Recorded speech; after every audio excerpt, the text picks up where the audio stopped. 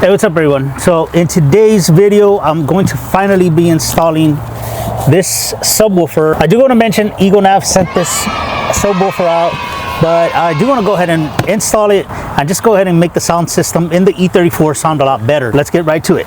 Okay, so we have everything ready right here, and everything that you need is actually included in the kit, so you don't really have to go out to buy anything. So the next thing you have to do is disconnect your battery.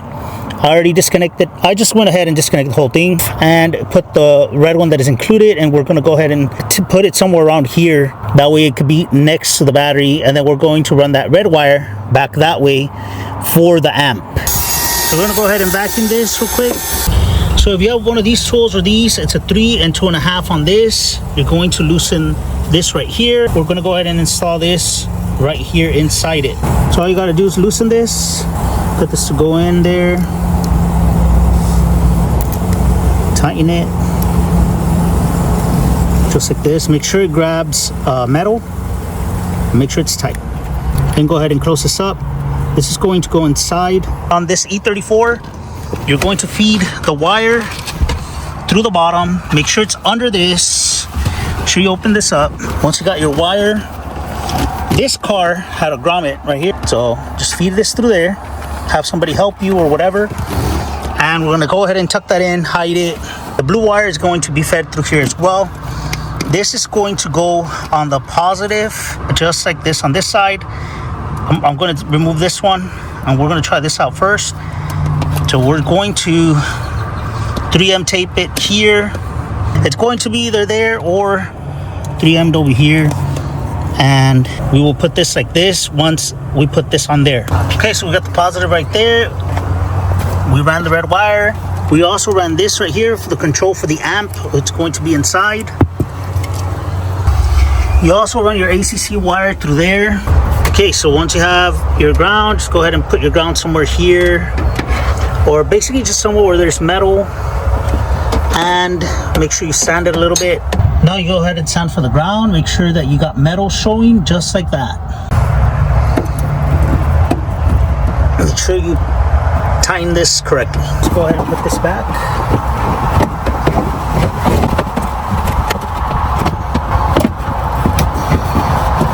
So to run the red cable, I went ahead and used one of these guys, and it is really a great tool. These come in real big time handy if you need to make a hole, and you got different sizes as well. Anyway, I went ahead and made a hole so I could separate that red wire from all the other wires. We're gonna run that red wire on one side of the car and the other wires on the other side. That way there's no interference with the system. Everything's connected. I already hooked up the positive and just need to do the negative. This is 3M'd on there. For right now, I just have all those connections going that way, and our power cable coming this way right there, and I'm gonna tuck it in here. Back here, I'm just gonna go ahead and use some 3M as well and hold this down just like that, basically stuck to the body, and that way it's not just flapping around. Same thing for these, and these are going to go on this side. Remember to connect it back here.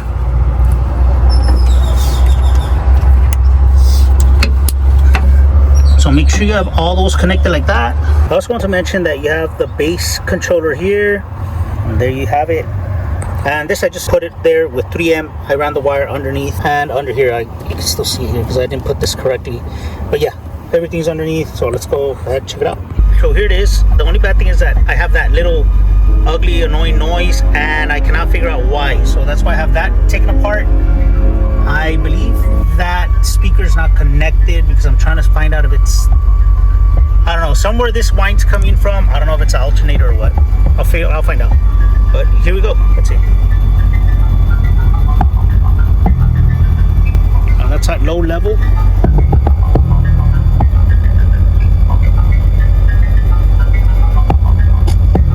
So I put it at mid-level.